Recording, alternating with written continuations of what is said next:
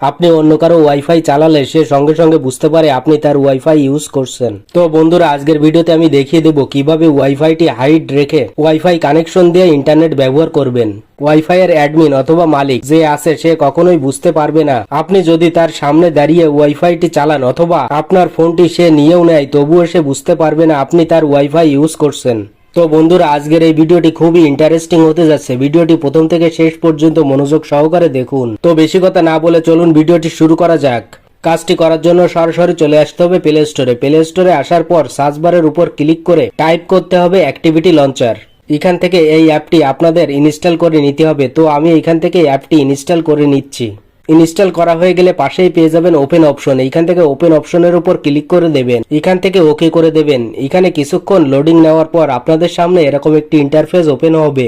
এই পেজটিতে উপরের দিকে সার্চ আইকন পাবেন। এইখান থেকে সার্চ আইকনের উপর ক্লিক করে টাইপ করতে হবে সিস্টেম লেখার পর এই পেজটি স্ক্রল করে একটু নিচে আসতে হবে। নিচে আসলে দেখতে পারবেন সিস্টেম ইউআই। এখান থেকে সিস্টেম ইউআই এর উপর ক্লিক করে দেবেন।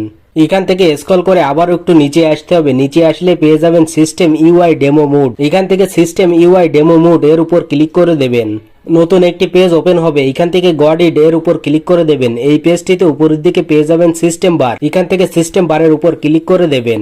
নতুন একটি পেজ ওপেন হবে। এই পেজটিতে অনেকগুলো অপশন পেয়ে যাবেন। এখান থেকে ওয়াইফাই অপশনটা খুঁজে নেবেন। আপনি যদি চ্যানেলটিতে নতুন হয়ে থাকেন তাহলে চ্যানেলটি সাবস্ক্রাইব করে চ্যানেলের সঙ্গেই থাকুন। পাশে থাকা বেল আইকনটি বাজিয়ে দেবেন, তাতে করে ভিডিও আপলোড করার সঙ্গে সঙ্গে নোটিফিকেশন আপনার মোবাইলে পৌঁছে যাবে।